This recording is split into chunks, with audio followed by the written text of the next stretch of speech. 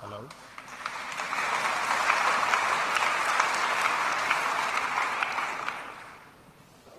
Oh, thank you. Good afternoon. Welcome to the post-lunch talk. Please stay awake.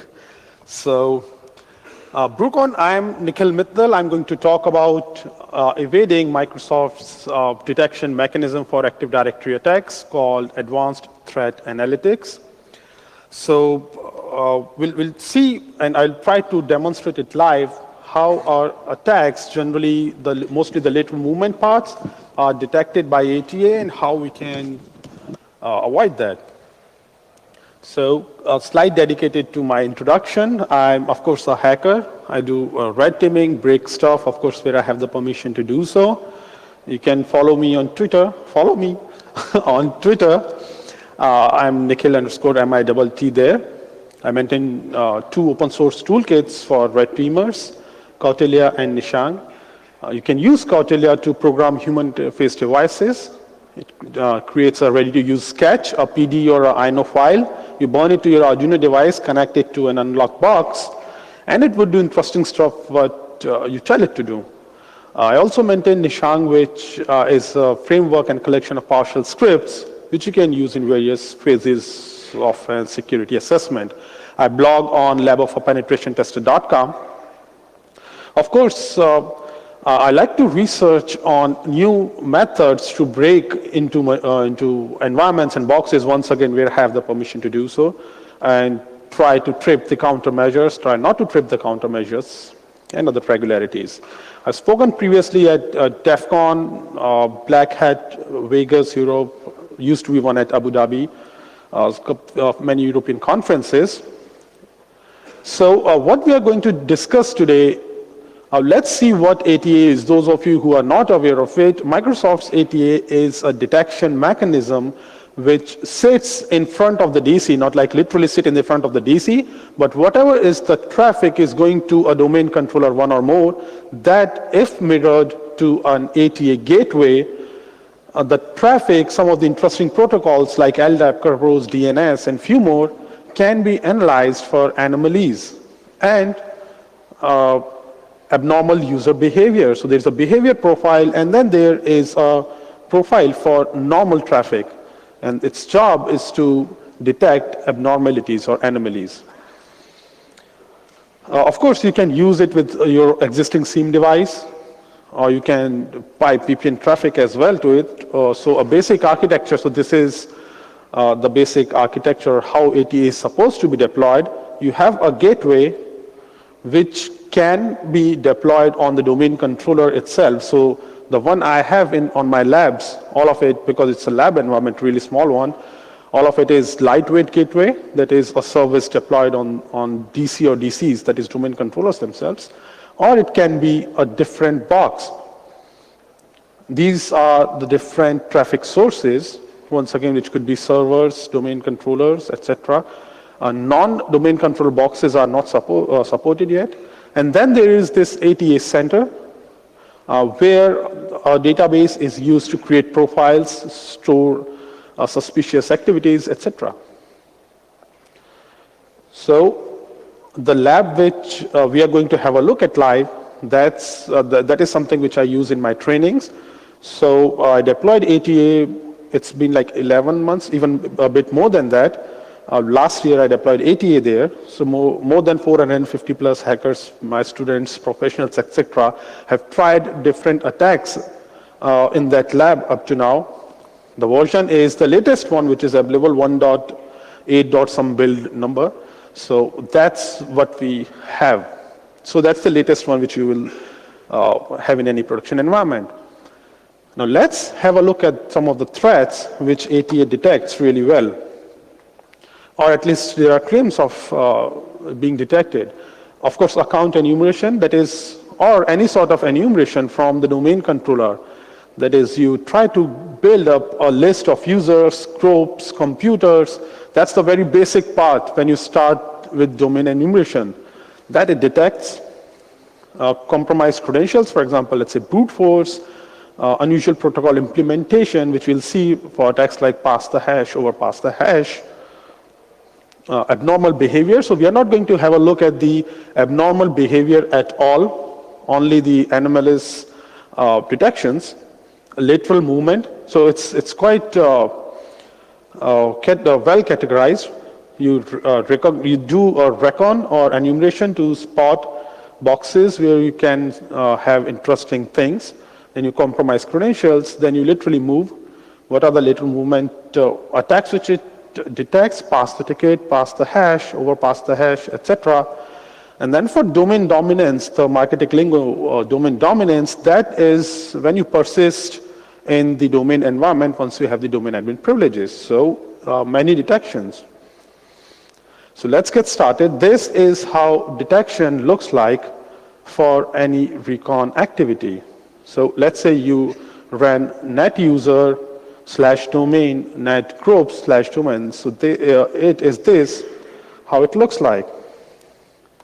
In fact, if we see here, whoops.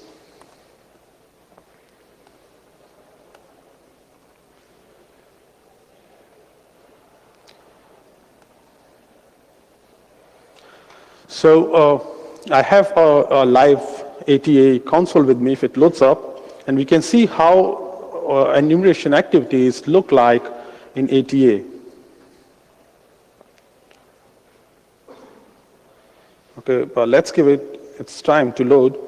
So, yeah, it's there. So, this is how it looks like, for example. So this is from my class here at BruCON. If you're trying to enumerate stuff from the Active Directory, that's how it looks like. That's how ATA reports it. Recon using SMB session enumeration, which is quite good. Of course, in case you deploy this in production, there would be many false positives for it, which may or may not leave it usable. But as a good attacker, if you're trying to simulate an actual adversary, that is, you are trying to be actually silent, your goal should be, even if there are a lot of false positives like this, your activities should not be recorded like this. So let's see if there is any way around of this activity. You may like to notice there if the smaller text is really visible, what ATA tells us. The bigger text says recon using SMB session enumeration, that's first. Second, it says SMB session enumeration attempts were successfully performed by some user from some box against the domain controller. Please read carefully what ATA complains about. This means we can actually go for recon activities without any sort of detection as long as we keep our recon activities a bit intelligent. How do we keep our recon activities a bit intelligent?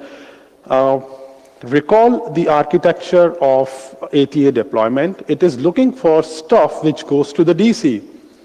And now recall the warning, recon using SMB session enumeration against the domain controller. That means ATA has no problem if you ask things like, provide me the name of all the users in domain. It does not have a problem as long as you ask this using LDAP. If you ask the same information using, let's say, SAMR protocol, which the net.exe uses, you will have a detection. If you use, let's say, tools like PowerView or AD Explorer, you will not have any detection for this activity as long as you do not poke the DC. What I mean is this. You gather normal or innocent information from the DC like this. Here like this, yeah. So let's say we get a list of all the boxes or all the member computers on the DC. So let's quickly do that. We're going to use PowerView real quick.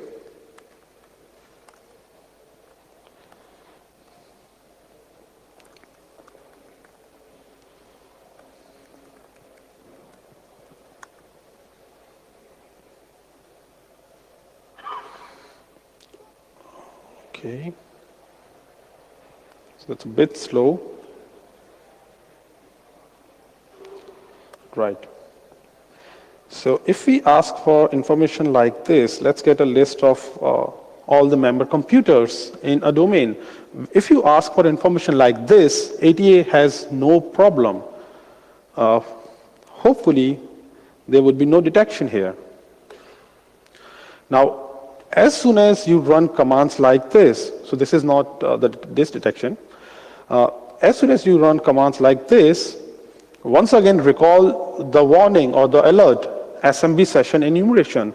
So if you run any stuff like this, and specifically against the domain controller, this is something with which ATA has a problem. Then that's an anomaly. Why would a user would like to see the sessions onto the domain controller? So a very popular method of spotting, or which is called user hunting as well, that's a very popular enumeration method. Now when you run user hunting, let's say from PowerView, run it like this. Most of us will just use this very command or commandlet and fire it off, wait for a box where a domain admin token is available and we have a local admin access. But if we run this one a bit intelligently, and how would we do that? We run invoke user hunter with this particular option. And now what would computer file have? All the member computers but the domain controllers. If you remove domain controllers from this list, which you pass on to invoke user hunter, there is no detection by ATA, because what it is complaining about is SMB session enumeration against the domain controller. That's what it complains about. It does not have an issue if you do the same thing against any other box, because that is not visible to it. So this works for hunting for local admins or domain admins or whatever. As long as you are not doing the invasive enumeration onto the enumeration which ATA considers invasive, as long as you stay away from the DC for that, there would be no alerts. So that's how we avoid enumeration detection in case of ATA. And yes, it is as easy as that. As you will see for further attacks, we just need to understand only two things. One, the tools which we use, mostly us, the red teamers or pen testers. Second, what is the abnormality or anomaly we are generating. So, of course, SPN scanning is also not detected by ATA as of now. SPNs are service principal names which are registered with the domain controller so that the services are visible in Active Directory. Now, assume that using this, we spot a box where a domain admin token is available. Now, our next step would be to use overpass the hash attack. That is, create a valid Kerberos token from NTLM hashes. So if you're interested in knowing more about it, Benjamin, who is doing also a workshop here, the author of Mimikatz, when he released this attack, he did a detailed blog post, so you can go and read there. Now, this is how a normal login or request to the DC looks like.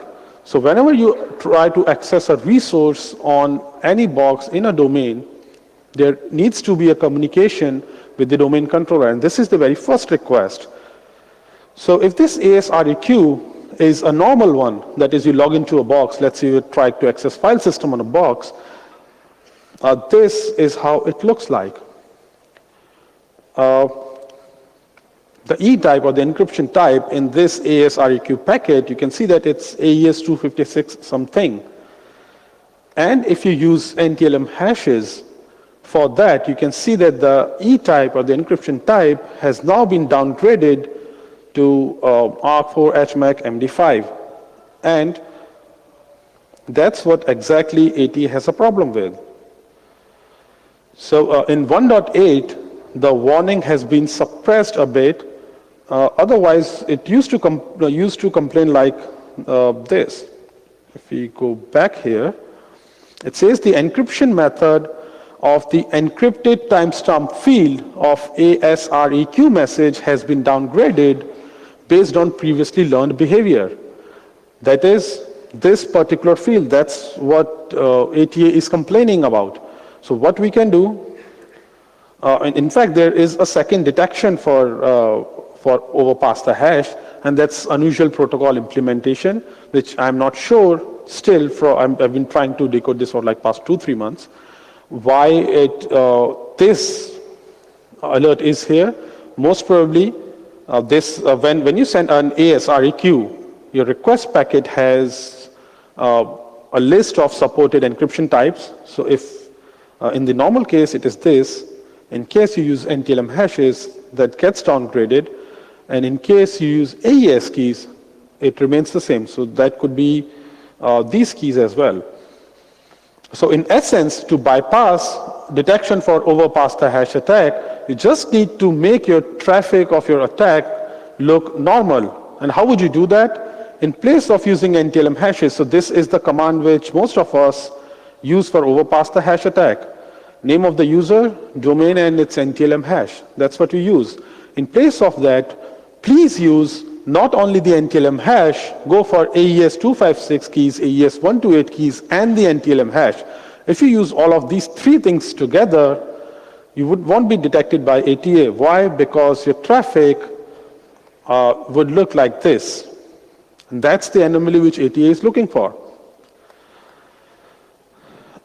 Just keep in mind, once again, this quote from Benjamin's GitHub repository, the Mimikatz GitHub repository, that is, you can use AES on 8.1 and 2012 R2 or on other OSs, given that this particular patch is available, which would be true for most of the enterprises.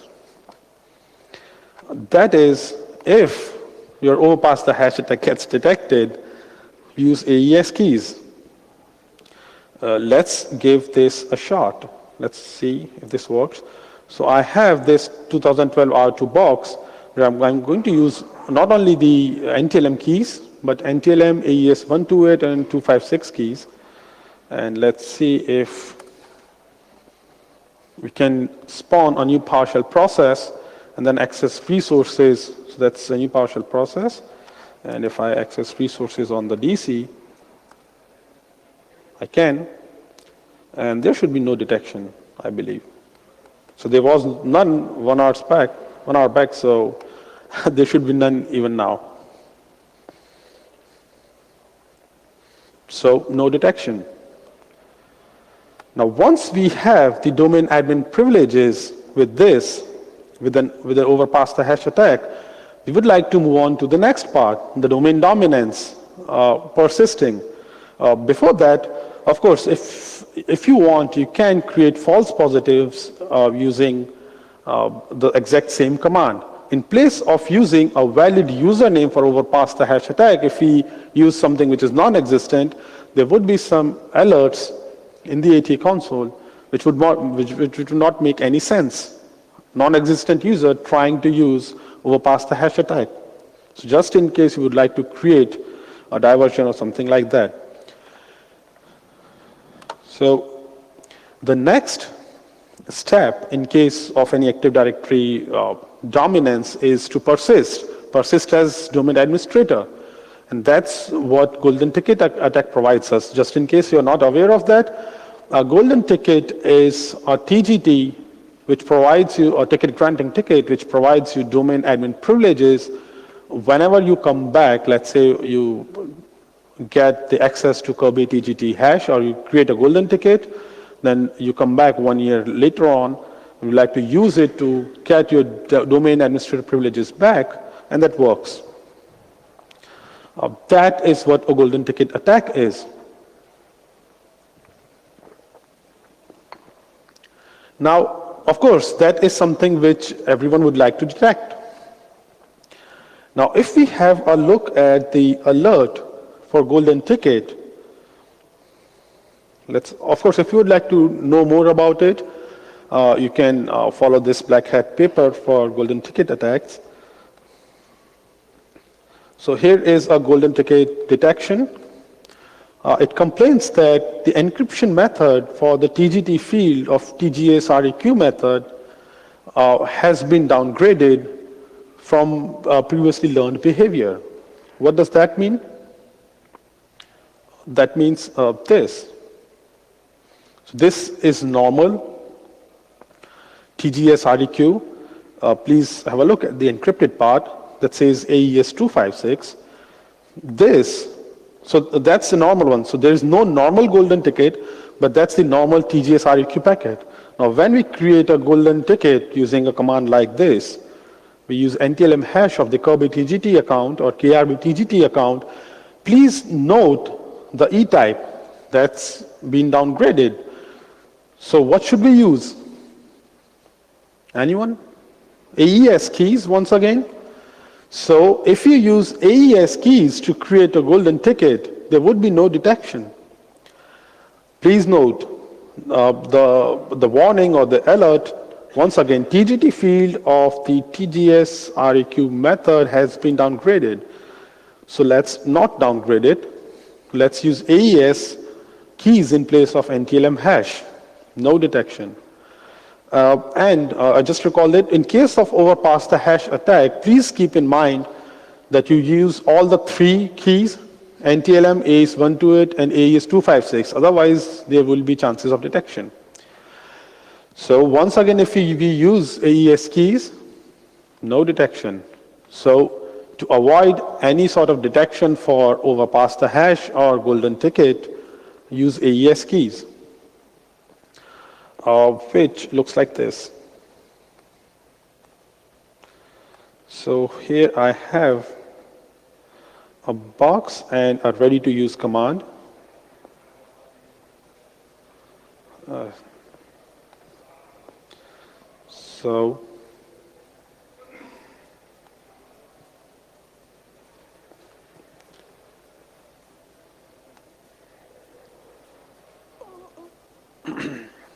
Okay, that's painfully slow.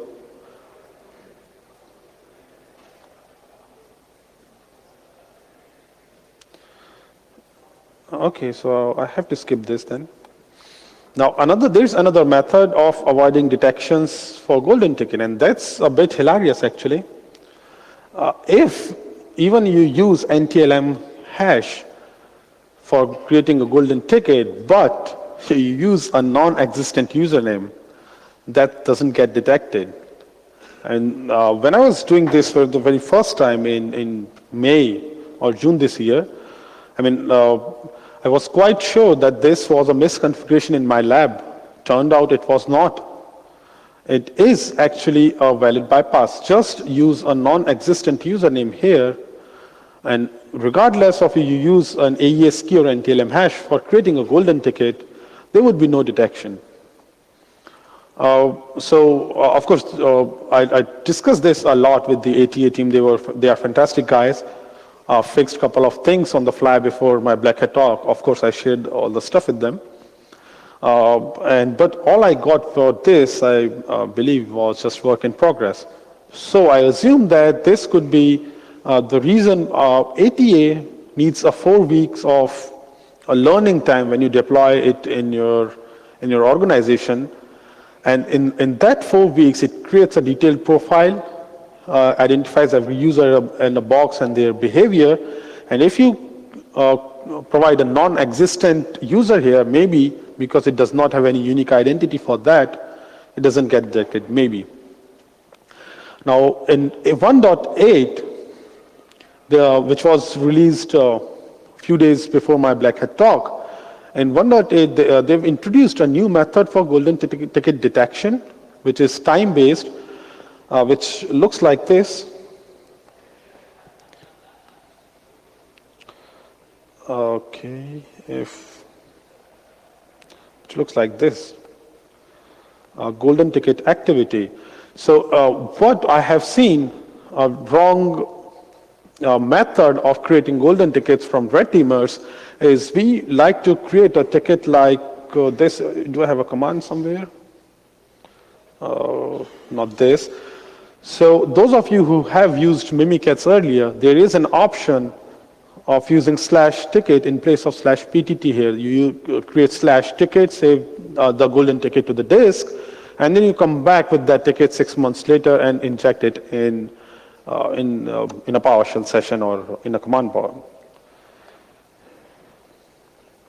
So here what ATA complains about is the time, if it loads in the time. What this alert actually means is there is a valid ticket time or a valid lifetime for every TGT in a domain. If you create a golden ticket today and use it 6 months later, its creation time will still be the original one, and when you reuse it, you are passing the valid ticket lifetime. Your ticket will be renewed. It would be possible for you to use it, but there would be a detection. Right? So please keep that in mind. It's not your golden ticket which provides you persistence. It's the Kirby TGT hash, the NTLM hash or AES keys or whatever you would like to use. That is the secret which provides you persistence. So the correct way or a better way is to use slash PTT, that is inject it in the current session whenever you would like to use it, and then make sure that you purge it once you are done with the stuff. Otherwise, there would be detection like this. You can see the detection here was that the ticket was used for a period of 13 hours, which exceeded the allowed maximum of 1 hour. I mean, that's in my lab. By default, that's 10 hours. So if you leave, even if you inject a ticket in memory, but you do not purge it, leave it in memory on the target box, and the box stays live, does not get rebooted, etc. In that case, there would be detection. So that's about golden ticket. So 2 bypasses, both of them still work, fortunately. Fortunately, unfortunately, depends on your perspective. Now, of course, if you are addicted to saving the disk to a file for some reason, you can actually use options like this from Mimikatz, start offset, and in etc. to set a specific lifetime for it. That is, you can create a ticket which has a creation time set in future because you're forging it. You can forge such a ticket. So, of course, you can do that as well if you'd like to. So that's about the bypasses. Of course, there are a couple of bypasses, let's say one for brute force. If you use brute forcing with LDAP, there is no detection in ATA. But because brute forcing is not really very popular when it comes to Active Directory, I chose not to use it here. In place of that, let's talk about, these were the bypasses. That is, we go right through the ATA's sensors and still were not detected. Now, there are cases where we would actively, we would like to avoid talking to the DC and hence the ATA. So what are the methods of doing that? First of all, I get a question all the time, if there is a detection mechanism, how would we retrieve the secrets like Kirby TGT hash using code execution? What sort of code execution? So when I wrote this, that is on 1st of October, PowerShell remoting, DCOM, and DLL loading, these 3 methods of code execution are not or were not directed by ATA. That is, you do whatever you want using these. Of course, you will leave logs, etc., but that's a different thing. These are not detected by ATA, but if you use stuff like schedule tasks, PSExec, or WMI, which was implemented in 1.8, you will see detections like this. Of course, right now those are listed as listed with low threat. So, a remote code execution, scheduling of tasks, 1 or more WMI methods, and there should be one by PSExec somewhere here. So all those 3 methods, so when I say PSExec, all the SCM methods come under that category. So use PowerShell remoting or DCOM or load a DLL onto the domain controller some way to avoid detection in such cases. Now there are attacks like Silver Ticket, where there is minimum communication with the domain controller. You may like to read more about it. I'm going to discuss what a Silver Ticket is.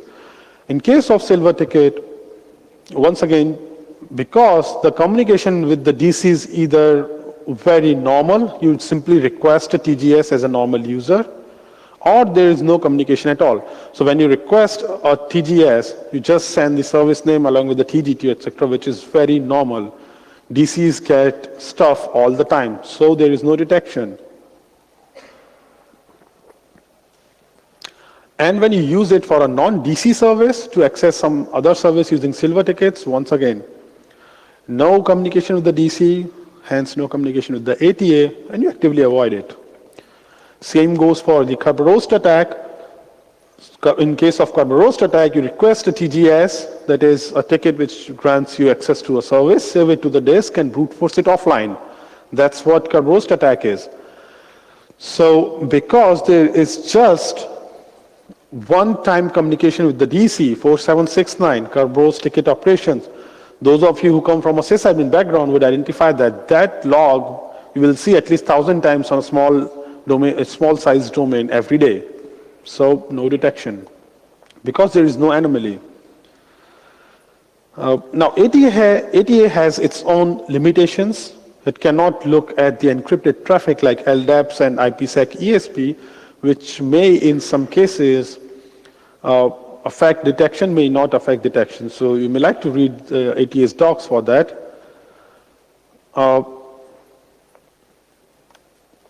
Now, ATA must also have sort of signature or anomaly for some attacks. For example, there was a very popular attack blogged about on Medium a couple of months back.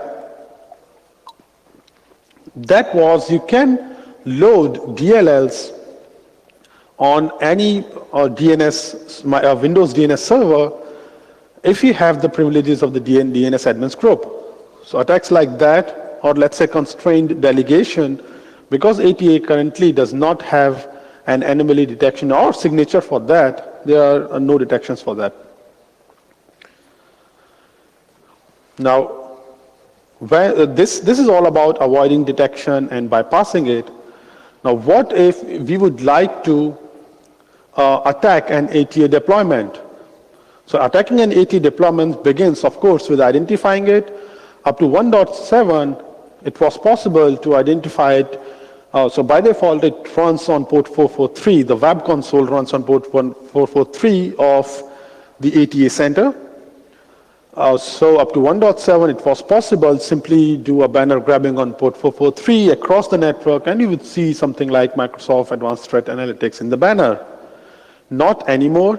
From 1.8, they have implemented single sign-on. So you must have at least basic domain level privileges to do banner grabbing, which we can do using something like this.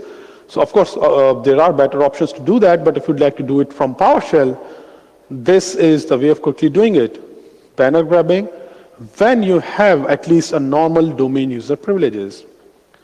Now, how do we identify ATA without having, let's say, even normal domain user privileges? Of course, using stuff like this, you just grab, if it has not been changed, which would be true for most of the times, if the default certificate has not been changed, that is signed by and issued to ATA center. So that's another way of identifying it. In some cases, if you go through the ATA docs, they recommend to have different groups, different privileges based on Windows groups. Let's say there is an ATA administrator group, then there is an ATA reader group, then there is an ATA user group. Now, some organizations who really like to follow Microsoft's recommendations will create these 3 different groups, which will have, let's say, domain admins as administrators, ATA administrators, etc. So you can use those groups to identify ATA as well. Now, there is an issue with ATA when it comes to its own security, and that you would expect, at least from some tool which is specifically designed to fight the domain dominance or scenarios of lateral movement. One, every administrator on the ATA center is also an administrator for the ATA console. That means if you are targeting an ATA deployment in an Active Directory environment, if you get your domain admin privileges, you can access the ATA console, the stuff where we are looking at, looking for the alerts. So this is something which is more of a deployment issue, which we'll discuss soon. Now that's one. Now, once again, because we are talking about the domain dominance, we can safely assume that we have access to the ATA center itself. Once you have domain admin privileges, you go to the ATA center. And as soon as you go to ATA center, things get to start a bit more interesting. ATA uses MongoDB to store all the profiles and suspicious activities, but uses no password for that. So, of course, the MongoDB... of course, the MongoDB listens only on the local loopback, that is on the... Sorry, what's that? So it listens only on the local port. Was that a question or something? So it listens only on a local port, but does not use any password for that. That means if you get access to the center, you can do much more interesting stuff which you can do with access to the console. Things like this, misattribution. Let's say we have an alert from a user called term admin here, or whatever user. We can go to, so I wish I could have opened that and show you.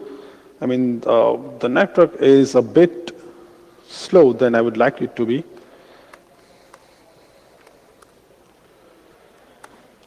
So MongoDB, those of you who have not used it, it maintains collections to store data. Now there is a collection for unique identities or a collection for suspicious activities. Every user and machine is assigned a unique ID. What you need to do is just go there to the collection and replace, if this is readable, it says source account ID. So I just look up for the source account ID of another user, replace it in the MongoDB, and in the console, now it would look like that it is the user lab user which did that suspicious activity. And interestingly, there is no trace, no audit, no log for that thing. No one will ever know that you just logged in there. Of course, there would be Windows logs if you start nitpicking. But when it comes to ATA, there is simply no trace of this activity. Interestingly, this at least needs you to know names of the users, need you to look up IDs, etc. But there are even better things, even more interesting stuff. You can simply go to the database and set visibility of any alert to false, and it would disappear from the console without any trace. So once again, no logs, nothing, and you can just do whatever stuff you would like to, go to the database and set the visibility to false for any alert, and it would be gone. Let's see if I can do that right now. Do I have enough time? I do. So, but I do not have enough bandwidth. So that's how you can change the visibility. You can see that every suspicious activity has an attribute called isVisible, which is set to true by default. Just set it to false, edit the collection, set it to false, and that's it. Now, some thoughts on how ATA still helps, of course. One, it provides you a lot of visibility what is going on in your Active Directory environment. Of course, when we talk about bypassing anomaly detections, we do not take the behavior detection in mind. That is, even if you, let's say, bypass detection for overpass the hash using AES keys, but as soon as you access a resource which you are not supposed to do or which does not match your user's profile, there are chances of detection. And how abnormal behavior looks like is, it's this.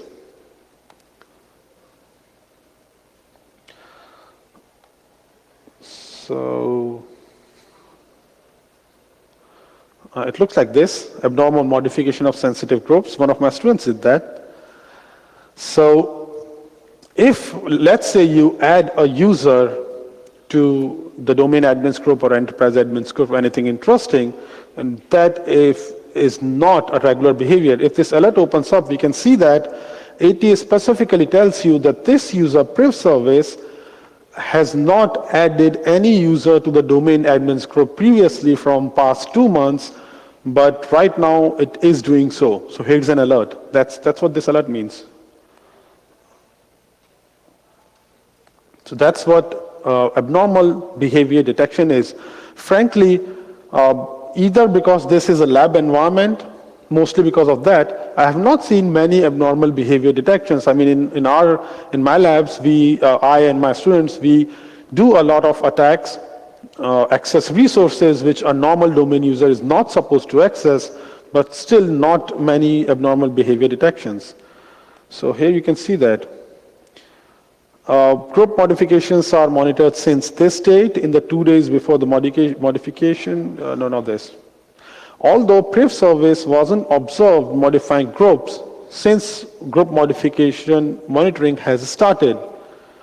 So some behavior detection is there, but not as good as it is claimed. Another very interesting thing which you may like to notice is ATA has a learning curve or a learning time of 4 weeks for behavior, at least 1 week for anomaly detection. That means if there is a new entity, for example, you just plug in a Linux box in the network and do stuff from that, chances of detection are low, and which sorts of defeats the purpose. Or if you create a new user and add it to, let's say, a sensitive group, chances of detection are low, not entirely, not an entire bypass in itself. That is, there may still be detection, but chances of detection would be low if you create a new user and do stuff from that.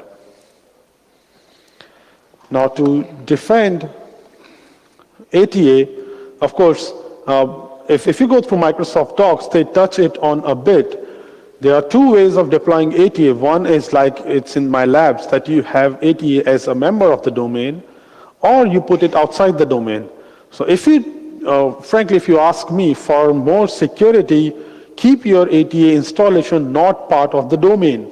Otherwise, as soon as, let's say, you have, someone has GA privileges, all of your monitoring could be just out of the window if someone knows or enumerates there is an ATA installation, logs into the ATA center, suppresses all the alerts. In case it is not part of the domain, the only drawback which I can see is its patch management, security, etc. as an individual box would not be up to the mark as it is when it is part of a domain. So it's a trade-off. Think what is more useful for your own environment. And I hope that that's not true up to now, but I hope that one day there would be a password for the MongoDB. Of course, if you have admin access to a box, there are so many things you can do, but that does not mean you surrender to the admin privileges. Let's try to have a password here and see if that helps anyhow. And maybe some auditing or logs if you tamper with the suspicious activity alerts directly in the DB. I mean, that's even more dangerous than not having a password.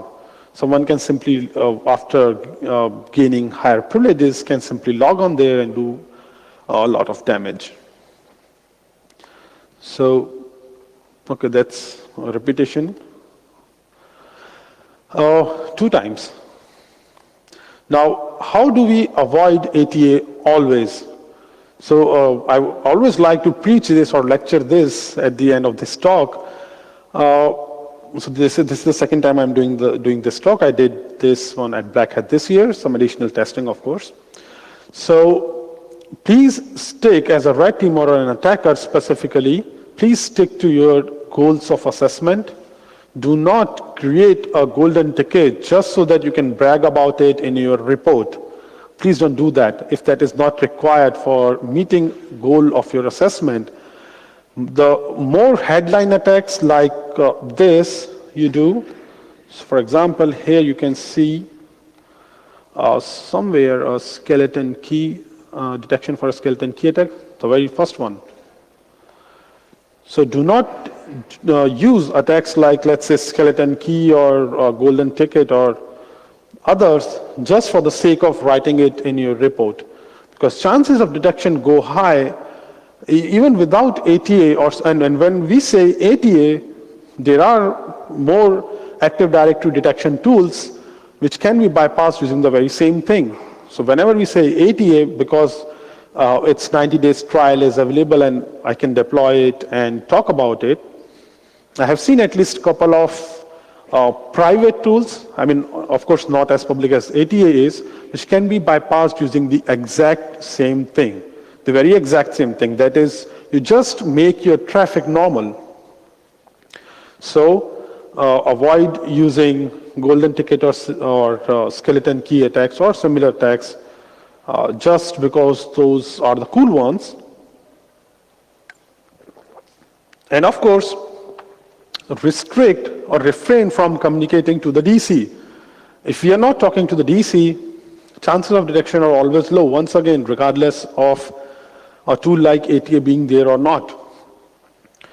And of course, please keep the goal of your assessment in mind.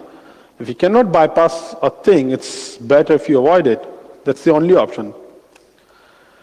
So the limitations of whatever we have discussed, and I've researched in case of ATA, the first and foremost is the focus has only been on the anomaly-based detections.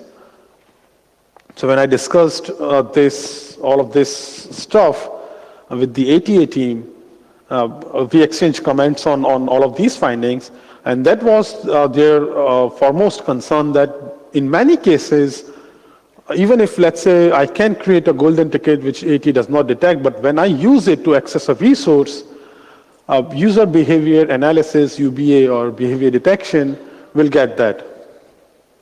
So giving that to ATA, there may be a case where we get detected using the behavior anomaly. Also, of course, not a very hard thing to do, but to attack the ATA center, we must have administrative access there, which is not a big thing if we are talking about the domain dominance part. And the third point, that's once again from the ATA team, because this is a lab environment where I have tested the stuff, your user behavior detection works differently. I mean, as per them, in a real-world environment, users may not be accessing or attacking things as much as we do in a lab environment, so chances of detection would still be high. Unfortunately, none of my clients let me touch their ATA console, otherwise we can verify this quite easily. So to conclude, we can of course bypass detections from ATA, but it still provides many interesting things to do. For example, those of you who have ATA in their environment, you may like to have a look at this stuff if it loads. For any entity, let's say, it's not loading. For any entity, there is an option called directory changes. So if you have ATA deployed in your own environment, make sure that in some days or some weeks, you keep coming back to this particular tab, directory changes, so that even if there is not a detection for any particular thing, you can still get to know that there were some changes.